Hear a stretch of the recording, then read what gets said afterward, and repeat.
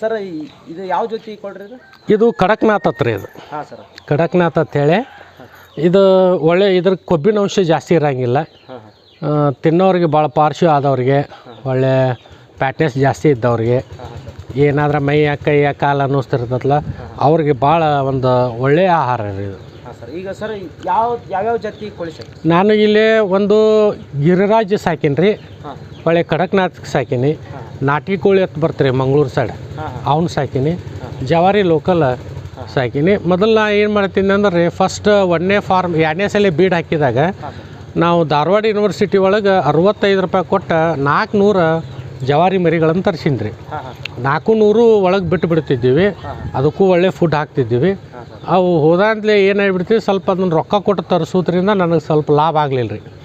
ನಾ ಏನು ವಿಚಾರ ಮಾಡೀನಿ, ಇಲ್ಲೊಬ್ರು ಕಡಕ್ನಾಥ್ ಕೋಳಿ ಮಾಡಿದ್ರಿ, ಅವರು ಮಾರಾಕತ್ತಿದ್ರು. ಅವು ಮಾರಾಕರ ಸಂಬಂಧ ಇವನು ಹೋಗಿ ನಾನು ಒಂದು 5 ಕೋಳಿ ಒಂದು ಹುಂಜ ತೊಗೊಂಬನ್ನಿ, ಅದನ್ನು ತಂದು ಏನು ಮಾಡಿ ಅವ್ರು ತತ್ತಿ ಅದು ಒಟ್ಟು ಬಿಡಲಾರ್ದ ಒಂದು 3 ತಿಂಗಳು ಕಂಟಿನ್ಯೂ ತತ್ತಿ ಹಾಕ್ತತ್ರಿ ಇದು ಕಡಕ್ನಾಥ್ ತತ್ತಿ. ಅದನ್ನು ನಾನು ಏನು ಮಾಡೀನಿ ಅಂದ್ರೆ ಈ ಜವಾರಿ ಲೋಕಲ್ ಕೋಳಿ ತಂದ್ರಿ ಕಾಯಿ ಕೂತದ್ದು, ಅದರಲ್ಲೇ ನಾ ಬೀಡ್ ಉತ್ಪಾದನೆ ಮಾಡಾಕತ್ತೀನಿ ರೀ. ಈ ಸುಮಾರು ಅಂದ್ರೆ ನನಗೆ ಈ ಕಡಕ್ನಾಥ್ ನನ್ನ 40 ಅದಾವೆ ರೀ, ಜವಾರಿ ಅದಾವು, ಗಿರಿಜಾ ಅದಾವು, ಎಲ್ಲನೂ ಈಗ ನಾನು ಸ್ವಂತನ ತಯಾರು ಮಾಡ್ಕೋತ ಫಾರ್ಮ್ ಬಿಡಕ್ಕೆ ಬಿಟ್ಟಿವ್ರಿ. ಈಗಂದ್ರೆ ಸರ್ ನೀವು ಮರಿನ ತಯಾರು ಮಾಡಾಕತ್ತೀರಿ, ಇಲ್ಲ ಮಾಡಿಲ್ಲ.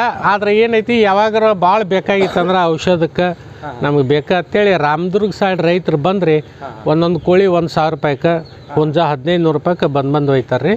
ಇದ್ರದ್ದು ಕಡಕ್ನಾಥ್ ತತ್ತಿ ಏನು ಮಾಡ್ತಾರಂದ್ರೆ 100 ರೂಪಾಯಿಗೆ 3 ತತ್ತಿ ಒಯ್ತಾರೆ ರೀ ರಾಮದುರ್ಗದವ್ರು. ಕಾಯಂ ಒಬ್ರು ಕಸ್ಟಮರ್ ಅದಾರ ರೀ, ಅವ್ರಿಗೆ ತೆಗೆದಿಡ್ತೀವಿ. 100 ರೂಪಾಯಿಗೆ 3 ತತ್ತಿ ಒಯ್ತಾರೆ. ಇದು ನಾವು ಹೊರಗೆ ನಾನು ಸುಮಾರು ಜನನ ಕೇಳೀನಿ, 40-45 ರೂಪಾಯಿ 50 ರೂಪಾಯಿನೂ ಒಯ್ತಾರೆ ಅಂತ ಹೇಳ್ತಾರೆ ತತ್ತಿ. ನಾವೇನು ಅಷ್ಟು ಕೊಟ್ಟು ಏನು ಮಾಡೋಂಗಿಲ್ಲ. ಒಮ್ಮೆ ಬಂದ್ರೆ 100 ರೂಪಾಯಿಗೂ 4 ತತ್ತಿ ಕೊಟ್ಟರೆ ನಾವು ಕಳಿಸ್ತೀವಿ ರೀ.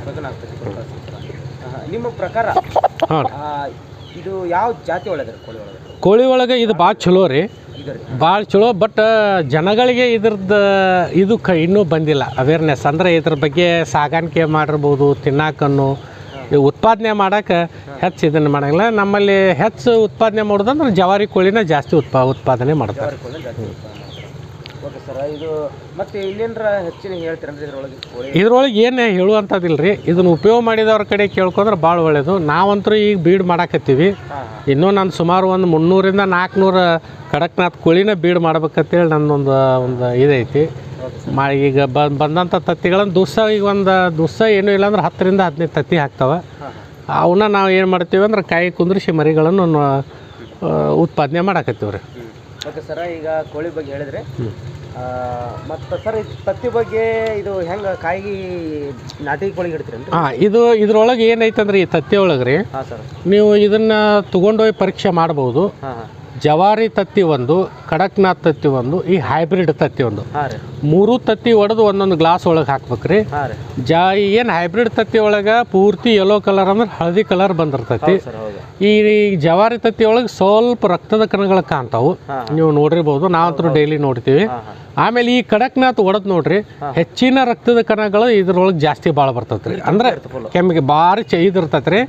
ಇದ್ರ ಟೇಸ್ಟ ಬೇರೆ ಬರ್ತೈತಿ, ಈ ಜವಾರಿ ಟೇಸ್ಟ ಬರ್ತೈತಿ, ಹೈಬ್ರಿಡ್ ಟೇಸ್ಟ ಬೇರೆ ಬರ್ತೈತ್ರಿ. ಇದ್ರೊಳಗೆ ಹೆಚ್ಚು ಅಂದ್ರೆ ಕೊಬ್ಬಿನ ಅಂಶ ಜಾಸ್ತಿ ಇರಂಗಿಲ್ಲ. ಇದು ಒಂಥರ ಈ ಮರಿಗೂ ಕೋಳಿಗೂ ಮತ್ತು ಇದ್ರದ್ದು ಭಾಳ ಫುಡ್ ಚಲೋ ರೀ. ಇದರಿಂದ ಎಲ್ಲ ರೋಗಾಣುಗಳು ಏನಕ್ಕ ಅಂದ್ರೆ ದೂರ ಆಗ್ಬೋದು ರೀ. ಅಷ್ಟು ಕ್ವಾಂಟಿಟಿ ಜಾಸ್ತಿ ಐತ್ರಿ ಅದು. Okay sir, okay okay.